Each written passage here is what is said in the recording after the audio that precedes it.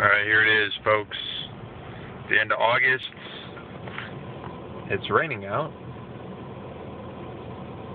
And there's lightning. It's like 80 degrees out. Today it was 100 degrees today. And it's 80 degrees at night. It's almost midnight. I don't get it. It's some bizarre weather.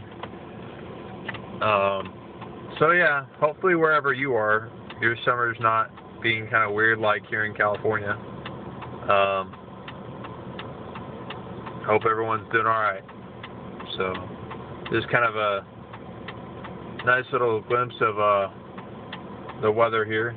And I don't know, it's kind of weird. Interesting though. That's for sure. Take care, everyone.